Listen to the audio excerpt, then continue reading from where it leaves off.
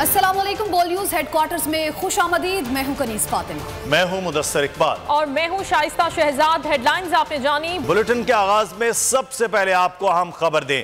खैबर पख्तूनख्वा के उलमा का दहशत गर्दों और दहशत गर्द कार्रवाइयों के खिलाफ फतवा। मुख्तलिफ मकातब फ़िक्र के उलमा का दहशत गर्दी के खिलाफ वाज़े ऐलान। जहाद का ऐलान इस्लामी रियासत का सरबराह कर सकता है। ये उलमाए कराम ने मुतफ़क्का तौर पर फतवा दिया है। हर शख्स को जिहाद के ऐलान का हक नहीं है। कानून की पासदारी से गुरेज करना शरन नाजायज़ है। अल्लाह की राह में एक दिन का पहरा दुनिया की चीज़ों से बेहतर है। इस्लामी रियासत के दिफा करने वालों के खिलाफ हथियार उठाना हराम है। फौजी जवान पुलिस मुल्क की हिफाजत करते मारे जाएं तो वो शहीद हैं। ये मुतफ़क्का तौर पर उलमाए कराम की जानिब से फतवा सामने आया है। आसिफ शहजाद हमारे नुमाइंदे इस वक्त हमारे साथ हैं। आसिफ शहजाद, आगाह कीजिएगा, इस मुताल्लिक क्या अपडेट्स हैं? खैबर पख्तूनख्वा के उलमाए कराम हैं जिन्होंने फतवा जारी किया है कि दहशतगर्द और जो इसकी कार्रवाइयाँ हैं ये जो है इनके खिलाफ वाज़े इन्होंने ऐलान किया है।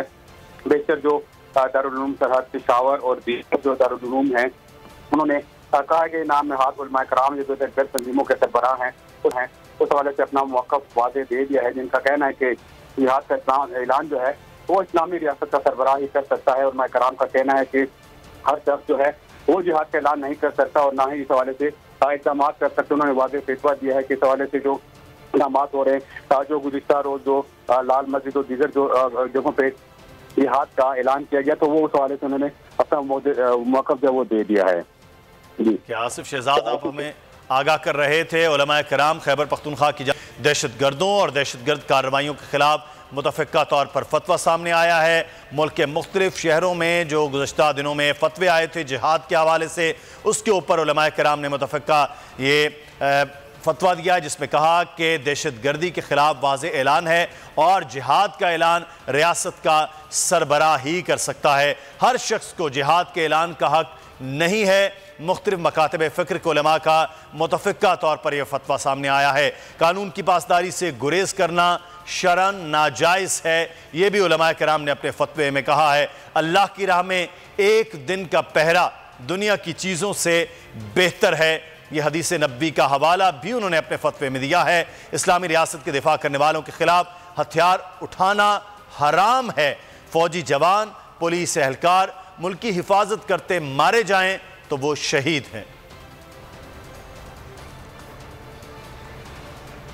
और अब बात करेंगे जेनीवा डोनर्स कॉन्फ्रेंस के हवाले से। पाकिस्तानी सैलाब ज़दगान की इमदाद के लिए जेनीवा में डोनर्स कॉन्फ्रेंस जारी है। सेक्रेटरी जनरल अक़वाम मुत्तहिदा एंटोनियो गुतेरेस ने दुनिया से बढ़ चढ़ कर किरदार अदा करने की अपील की है। यूरोपीय कमीशन ने 50 करोड़ यूरो, फ्रांस ने $1 करोड़ देने का ऐलान कर दिया। तुर्की ने मुतासिरीन की बहाली और तामीर नौ के लिए मदद का यकीन दिलाया है। जेनेवा में बड़ी बैठक लग गई। मुख्तलिफ हुकूमतों के नुमाइंदे, प्राइवेट डोनर्स शरीक हुए। कॉन्फ्रेंस का आगाज सैलाब से बहाली के लिए पाकिस्तान को वसाइल की फरहमी की नशिस्त से हुआ। पाकिस्तान में सैलाब की तबाही, नुकसानात, इमदाद और बहाली से मुतालिक खुसूसी वीडियो भी दिखाई गई। सेक्रेटरी जनरल अक़वाम मुत्तहिदा एंटोनियो गुतेरेस ने दुनिया से बढ़ चढ़ कर किरदार अदा करने की अपील की। Developed countries must deliver on their commitment to double adaptation finance and meet $100 billion goal urgently without delay. Donor conference में यूरोपीय कमीशन ने 50 करोड़ यूरो, फ्रांस ने $1 करोड़ देने का ऐलान किया। तुर्क सदर तैयब एर्दोगान ने भी मुतासरीन की बहाली और इंफ्रास्ट्रक्चर की तामीर नौ के लिए मदद की यकीन दहानी कराई। स्विट्जरलैंड समेत दीगर मंदूबीन ने भी पाकिस्तान के शाना बशाना खड़े होने का वादा किया। मुतासरीन की बहाली और तामीर नौ के लिए पाकिस्तान को $16 अरब 30 करोड़ दरकार हैं।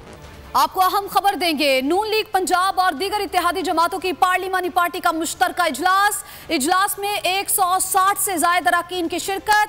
पार्टी जराए की जानिब से कहा गया है कि इजलास में नून लीग, पीपल्स पार्टी और इत्तेहादी आजाद अरकान शरीक हैं। पंजाब असम्बली के इजलास की हिकमत अमली तय की जा रही है। अहम खबर आपको दे रहे हैं और आपको बता रहे हैं कि नून लीग पंजाब और दीगर इत्तेहादी जमातों की पार्लिमानी पार्टी का मुश्तरका इजलास में 160 से ज्यादा अरकान की शिरकत। इसी पर बात कर लेते अपने नुमाइंदे आरिफ मलिक हमारे साथ मौजूद हैं। जी आरिफ मलिक, बताइएगा। मुश्तरका इजलास इस वक्त जारी है पीपल्स पार्टी और BMLN का, और इस इजलास की सदारत जो है वो राना सनाउल्लाह, ख्वाजा साद रफीक और ख्वाजा आसिफ ने की। और इस इजलास के अंदर जो है वो इजलास में जो शरीक हुए PMLN के और पीपल्स पार्टी के 160 अरकान इस इजलास के अंदर शिरकत की है। और इसमें जो पार्लिमानी पार्टी का इजलास था, इसमें खुसूसी तौर पर नंबर शो करवाने के लिए ये इजलास कॉल किया गया था कि नंबर पूरे होने चाहिए, क्योंकि किसी भी वक्त जो है नंबर की जरूरत पड़ सकती है, जिसकी वजह से ये इजलास कॉल किया गया था। और इस इजलास में जो लोग अरकान शामिल हुए वो ग्रुप्स की शक्ल में इस इजलास के अंदर शिरकत की है। और खुसूसी हदायत इस इजलास के अंदर जारी की जाएंगी, जो आज एतमाद के वोट का वो समझ रहे हैं कि PMLN वाले कि हो सकता है कि एतमाद का वोट लिया जाए। तो ठीक है, हो सकता है एतमाद का वोट लिया जाए। आरिफ मलिक, आपको बहुत शुक्रिया, आपने हमें अपडेट किया।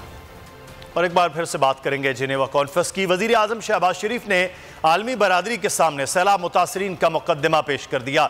वजीर आजम ने तामीर नौ और बहाली के कामों में आलमी इमदाद पर शुक्रिया अदा करते हुए मजीद ताउन की जरूरत पर जोर दिया है। Floods affected 33 million people of Pakistan, killed more than 1,700 people, including children. More than 8,000 kilometers of roads were washed away. Education was disrupted for 2.6 million students, including 1 million girls.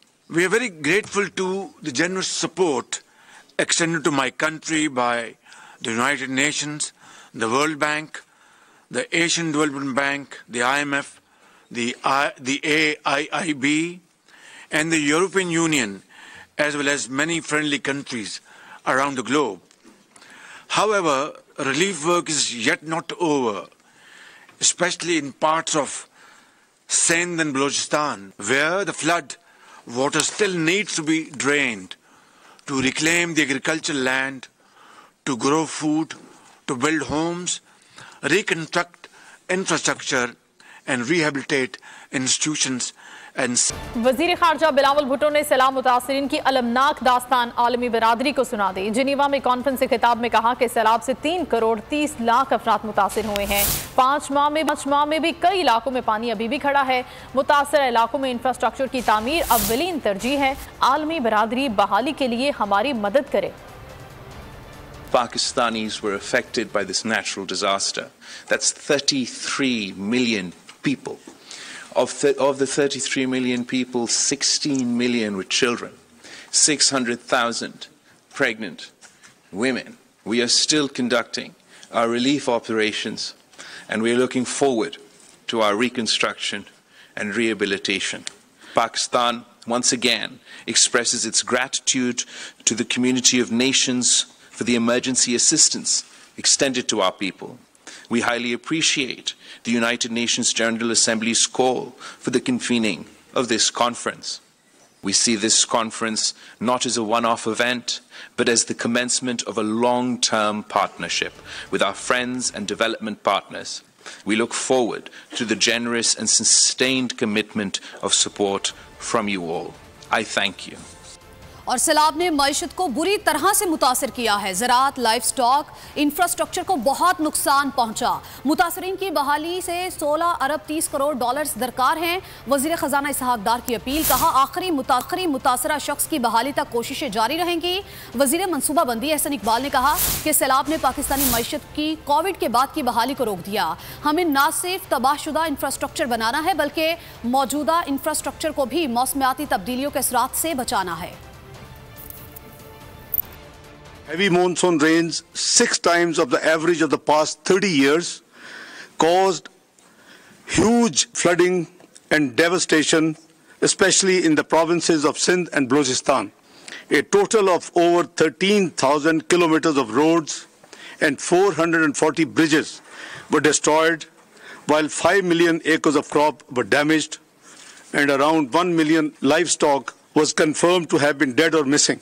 The needs for the rehabilitation and reconstruction work is US dollars $16.3 billion. Pakistan remains committed to its international obligations and creating thereby more fiscal space for the reconstruction rehabilitation phase, which we have to undertake in the next 3 years. Pakistan is in the eye of climate change storm. Huge economic losses due to damage of infrastructure and loss of crops. 33 million people in different parts of Pakistan were affected. More than 1,700 have lost their lives and 1/3 of them are children. और अब आपको बताएं कि कराची और हैदराबाद में बल्दियाती इंतखाबात 15 जनवरी को ही होंगे। इलेक्शन कमीशन ने बल्दियाती इंतखाबात से मुतालिक MQM की दरख्वास्त मुस्तरद कर दी। इंतखाबात पुरानी वोटर लिस्टों पर ही होंगे। जमात इस्लामी की दरख्वास्त मंजूर। इलेक्शन कमीशन ने इंतहाई हसास पोलिंग स्टेशन पर फौज और रेंजर्स की तैनाती के लिए सेक्रेटरी दाखिला को खत रसाल कर दिया। इंतजामात यकीनी बनाने की हिदायत। कराची की सियासत पर किसका राज, कौन बनेगा शहर कायद का किंग?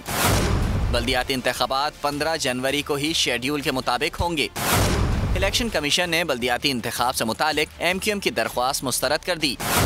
इलेक्शन कमीशन के 3 रुकनी बेंच ने महफूज फैसला सुना दिया। जमात इस्लामी की दरख्वास्त मंजूर। इलेक्शन कमीशन ने वोटर लिस्टों पर MQM के एतराज़ात मुस्तरद करते हुए फैसला सुनाया कि इंतखाबात पुरानी वोटर लिस्टों पर ही होंगे। इलेक्शन कमीशन ने इंतहाई हसास पोलिंग स्टेशंस पर फौज और रेंजर्स की तैनाती के लिए सेक्रेटरी दाखिला को खत अरसाल कर दिया। किसी नाखुशगवार वाक़े से निपटने के लिए इंतहाई हसास पोलिंग स्टेशंस पर सिंध रेंजर्स को 2 दर्जे और फौज को 3 दर्जे पर तैनात किया जाएगा। हैदराबाद में बल्दियाती इंतखाबात के दूसरे मरहले का मैदान 15 जनवरी को सजेगा। डिस्ट्रिक्ट इलेक्शन कमिश्नर ने इंतखाबात के अदाद-ओ-शुमार जारी कर दिए हैं। 26 चेयरमैन और वाइस चेयरमैन बिला मुकाबला मुंतखब हो चुके हैं। 141 जनरल मेंबरान भी मैदान में उतरे बगैर जीत चुके हैं। मजमूई तौर पर 167 उम्मीदवार बिला मुकाबला ही अपनी सीटों पर कब्जा जमाए बैठे हैं। 10 उम्मीदवार दुनिया छोड़ गए। शहर में मुख्तलिफ सियासी जमातों के 2251 उम्मीदवार हिस्सा लेंगे।